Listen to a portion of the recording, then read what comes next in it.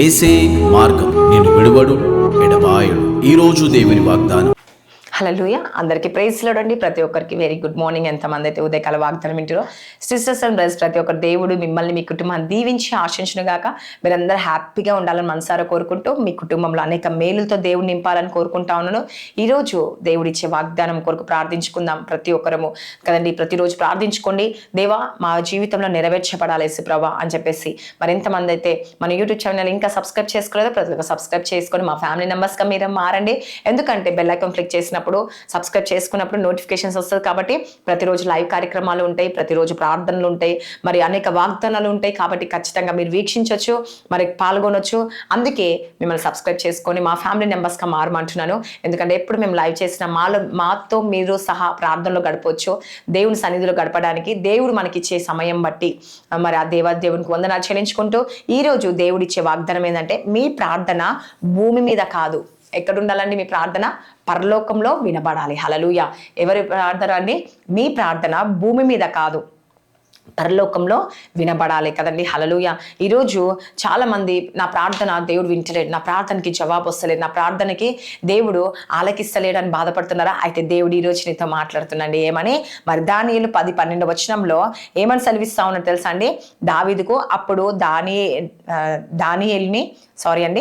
దానియేలుకి ఏమని దానియేలు అనుకుంటుండొచ్చు కదండి. ఈరోజు మీరు కూడా అలా అనుకుంటుండొచ్చు. ఎందుకంటే నా ప్రార్థన దేవుని సన్నిధిలో వినబడతలేదేమో, నా ప్రార్థన వింటున్నాడో లేదో అని ఒక ఆలోచన నీలో ఉందేమో. అయితే దేవుడు ఈరోజు నీతో మాట్లాడుతుండేమని, దానియేలు భయపడకము, నీవు తెలుసుకోవలసినవై నీ మనస్సుకు అప్పగించి నా ఎదుట నిన్ను తగ్గించుకొని నా మొదటి దినం మొదలుకొని నీవు చెప్పిన మాటలన్నీ వినబడినే కనుక నీ మాటను బట్టి నేను వచ్చి తిని. హల్లెలూయా. చూడండి, దానియేలు ప్రార్థన చేయంగానే ఏమంటున్నాండి దేవుడు? నేను నీ దగ్గరికి వచ్చేసాను దానియేలు, నువ్వు చేసే ప్రతి ప్రార్థన నేను విని నేను అంగీకరించాను.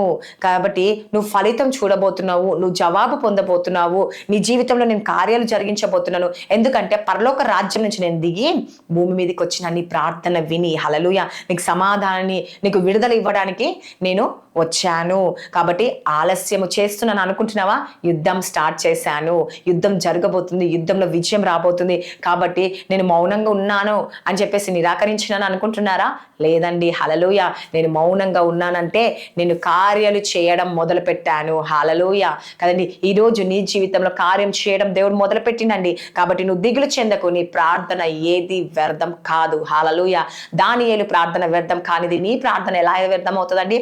వ్యర్థం కాదు. కాబట్టి దానియేలు ప్రార్థన వినడానికి దేవుడు పరలోకం నుంచి దిగి వచ్చి తన ప్రార్థన ఆలకించిండండి. హల్లెలూయా. తనకి జవాబిచ్చిండు. తను ఏ విషయంలో అడిగితే, దర్శనాల విషయంలో కావచ్చు, కళల విషయంలో కావచ్చు, లేకపోతే ప్రార్థన విషయంలో కావచ్చు, ఏ విషయంలో అయినా సరే దేవునికి మొరపెట్టినప్పుడు దేవుడు కార్యము జరిగించిండండి. చూడండి, సింహపు బోన్లో వేసినప్పుడు దానియేలును ఏమైనా చేసినాయండి?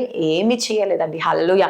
దేవుడు ఒక్క మాట సెలవిచ్చిండండి, సింహపు నోర్లు ముయ్యబడ్డాయి. హల్లెలూయా. ఈరోజు నీ మీద అరిచే నోర్లు ముయ్యబడతాయంట. నీకేవైతే కార్యాలు జరగకుండా ఉంటున్నాయో అవి మూయబడతాయంట. సాతాను ఎన్ని రకాలుగా ప్రయత్నించినా నీ ప్రార్థన దేవుని సన్నిధిలో ధూపం వల్ల చేరిపోతుందండి. ఆటంకాలు పరుస్తుందేమో కదండి, నీ ప్రార్థన పోకుండా మధ్య రకంగానే ఆపుతుందేమో. కానీ దేవుడేమంటాడు? నువ్వు దిగులు చెందకు, భయపడకు, ఆలస్యము అవుతుంది అనుకుంటున్నావా? యుద్ధం జరుగుతూనే ఉంది. హల్లెలూయా. నీ ప్రార్థనకి జవాబు రాబోతుంది, నీ జీవితంలో అద్భుతం జరిగించబోతున్నా, నీకు ప్రతి ఫలము నువ్వు పొందుకోబోతున్నావు అని దేవుడు సెలవిస్తా ఉన్నాడు. కాబట్టి ఈరోజు నీ ప్రార్థన ఎవరి సన్నిధిలో వినబడదంట? దేవుని సన్నిధిలో. కాబట్టి మరి ప్రార్థించుకుందామా?